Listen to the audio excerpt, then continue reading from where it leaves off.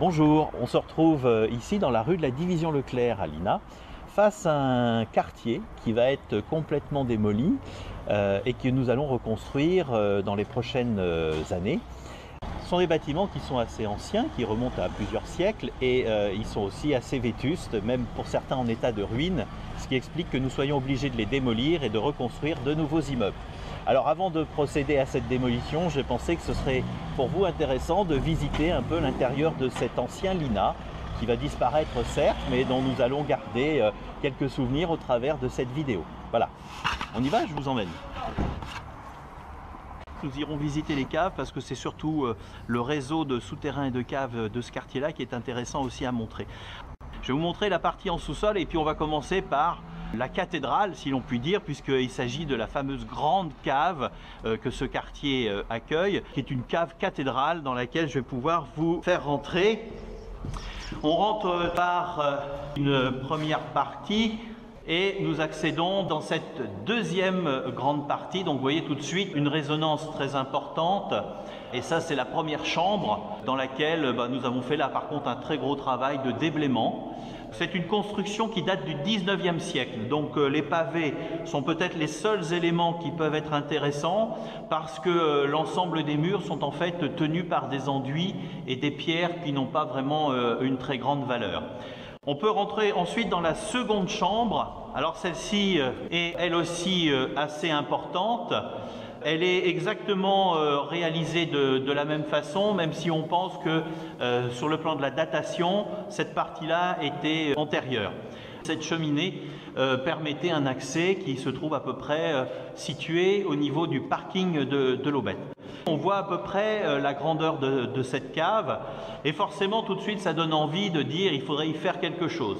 Alors on a longtemps réfléchi avec les services de l'archéologie et on considère que cette cave est peut-être majestueuse mais qu'elle n'a pas vraiment un intérêt historique et que par conséquent ce ne serait pas très utile de consacrer des moyens pour pouvoir la préserver.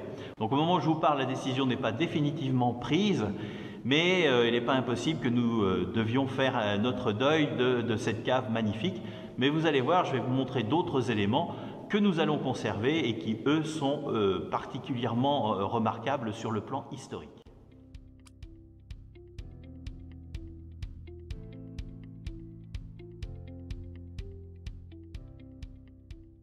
Voilà, alors on se retrouve à l'intérieur des bâtiments. Nous sommes là, juste à l'entrée de la construction que je vous ai montrée en tout premier, dont nous pensions qu'elle pouvait avoir un intérêt à être préservée. En fait, ce n'est pas vraiment le cas.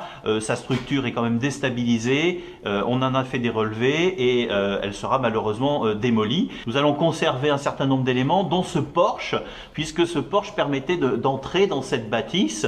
Et même pendant la guerre de 39-45, eh bien c'est ici que des personnes allaient se cacher.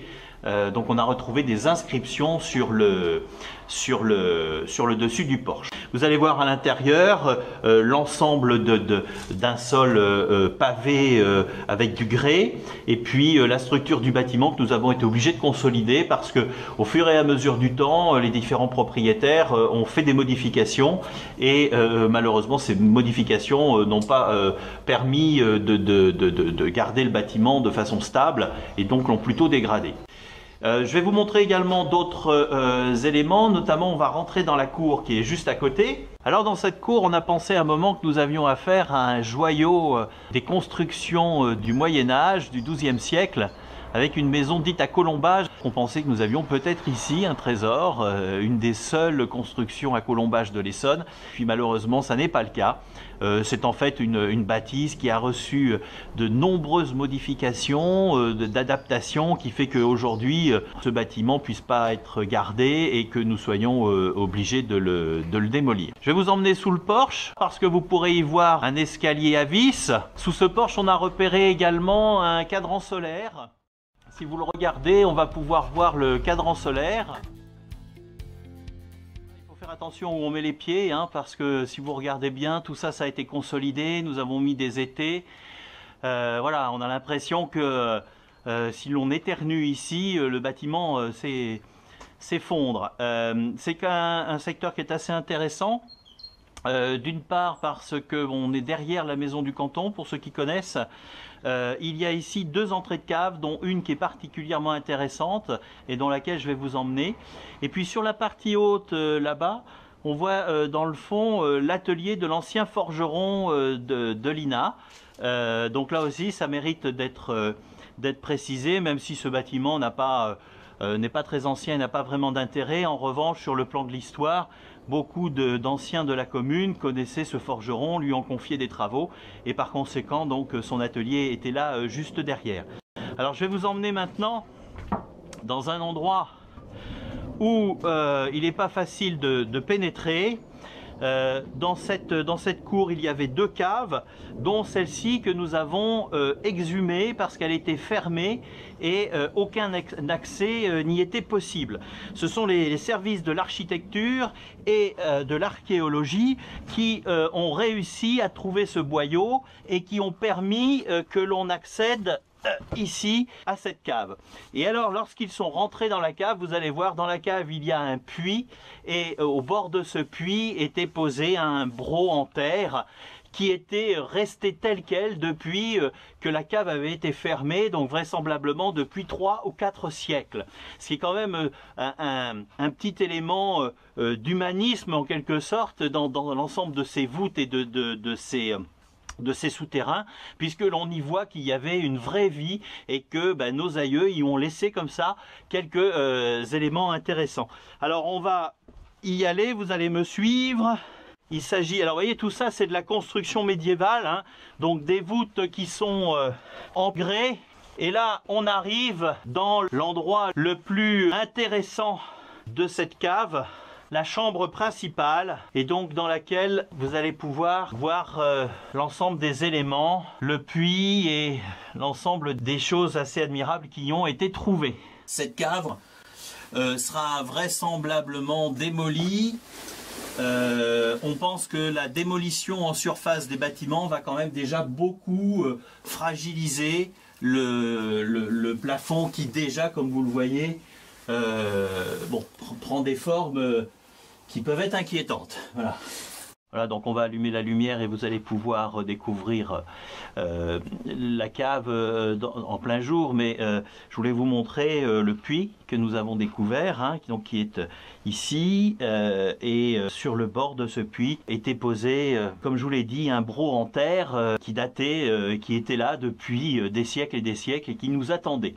On retrouve la même configuration qu'une cave médiévale, hein, donc principalement un boyau central et des niches sur les côtés qui permettent d'entreposer des tonneaux, des denrées ou toutes sortes de choses. Voilà, donc ici c'est l'atelier de l'ancien forgeron de la commune, avec les établis qui sont restés tels quels. On a même encore des outillages, vous voyez, on a même encore des documents qui sont restés ici. Voilà, bon, c'est un bâtiment qui n'est pas très ancien, hein, mais qui a marqué une partie de l'histoire de la commune.